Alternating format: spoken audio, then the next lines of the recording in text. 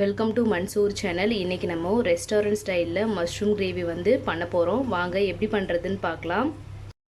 ஒரு பேனில் நான் வந்து 3 டேபிள் ஸ்பூன் அளவுக்கு எண்ணெய் வந்து ஆட் பண்ணியிருக்கேன். எண்ணெய் வந்து நல்லா சூடானதும் இதில் ஒரு அரை டேபிள் ஸ்பூன் அளவுக்கு ஜீரகம் வந்து ஆட் பண்ணிக்கலாம். ஜீரகம் வந்து நல்லா பொரியட்டும். ஜீரகம் வந்து இந்த அளவுக்கு நல்லா பொரிஞ்சதுக்கப்புறமா அதில் 2 பெரிய சைஸ் வெங்காயம் வந்து பொடியாக கட் பண்ணியிருக்கேன். அதையும் வந்து இதில் ஆட் பண்ணிக்கலாம். வெங்காயம் வந்து நம்ம நல்லா வதக்கி எடுத்துக்கலாம். வெங்காயம் வந்து இந்த அளவுக்கு வதங்கினதுக்கப்புறமா இதில் 1 டேபிள் ஸ்பூன் அளவுக்கு இஞ்சி பூண்டு பேஸ்ட் வந்து ஆட் பண்ணிக்கலாம். ஆட் பண்ணிவிட்டு நல்லா வந்து மிக்ஸ் பண்ணி விட்டுருங்க. இப்போது இது கூட 2 பச்சை மிளகாய் ஆட் பண்ணிக்கலாம். அப்புறம் ஒரு தக்காளி வந்து நல்லா வந்து அரைச்சி எடுத்துருக்கேன். அதையும் வந்து இதில் ஆட் பண்ணிக்கோங்க. ஆட் பண்ணிவிட்டு நல்லா வந்து மிக்ஸ் பண்ணி விட்டுறலாம். இப்போது மசாலா ஐட்டம் வந்து ஆட் பண்ணிடலாம். நான் வந்து 1 டேபிள் ஸ்பூன் வந்து தனி மிளகாய் தூள் எடுத்திருக்கேன். 1 டேபிள் ஸ்பூன் தனியாத்தூள், உப்பு வந்து தேவையான அளவு ஆட் பண்ணிவிட்டு இதை நல்லா வந்து மிக்ஸ் பண்ணி விட்டுருங்க. இந்த மசாலாவோட பச்சை வாசனை போகிற வரைக்கும். அதுக்கப்புறமா நம்ம மஷ்ரூம் வந்து ஆட் பண்ணிக்கலாம்.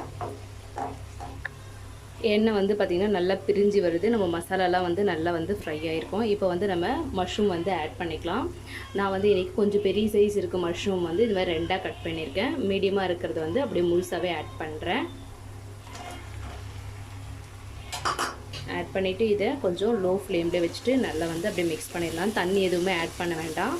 ஆல்ரெடி மஷ்ரூமில் இருக்கிற தண்ணியே வந்து நம்மளுக்கு நல்லா வந்து வெளியில் வரணும். அதனால் வந்து நீங்கள் அப்படியே ஃப்ரை பண்ணி விட்டுருங்க.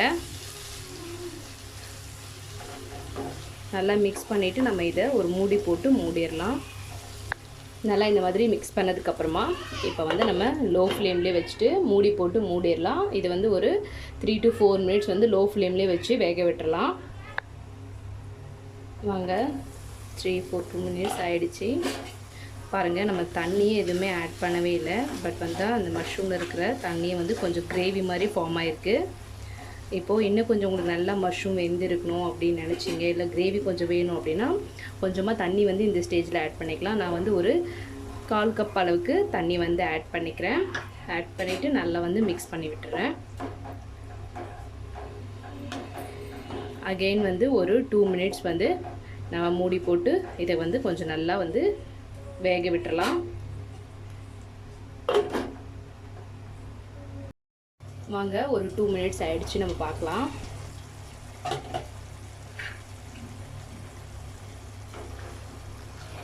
பாருங்கள், கிரேவி வந்து கொஞ்சம் நல்லா திக்காகிட்டு வருது. ஆல்மோஸ்ட் ஃபுல்லாக ரெடி ஆகிடுச்சு. இப்போது இதில் ஃபைனலாக வந்து பொடியாக நறுக்கின கொத்தமல்லியை வந்து நம்ம இதில் ஆட் பண்ணிடலாம்.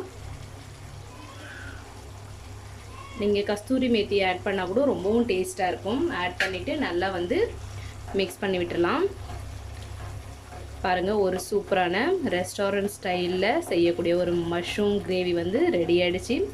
இது வந்து நீங்கள் சப்பாத்தி இல்லைனா வந்து தோசை அது கூட வச்சு சாப்பிடும்போது ரொம்பவுமே டேஸ்ட்டாக இருக்கும். நீங்கள் நான் கூட வச்சு சாப்பிட்டாலுமே நல்லாயிருக்கும். பட்டர் வேணுன்னா கூட நீங்கள் ஆட் பண்ணிக்கலாம். ஆப்ஷனல் தான் உங்களோடது. இந்த ரெசிபி நீங்களும் உங்கள் வீட்டில் ட்ரை பண்ணி பாருங்கள். ட்ரை பண்ணி பார்த்துட்டு எப்படி இருக்குன்னு கமெண்ட் பண்ணுங்கள். உங்கள் ஃப்ரெண்ட்ஸ்க்கு ஷேர் பண்ணுங்கள். சப்ஸ்கிரைப் பண்ண மறந்துடாதீங்க. தேங்க்யூ.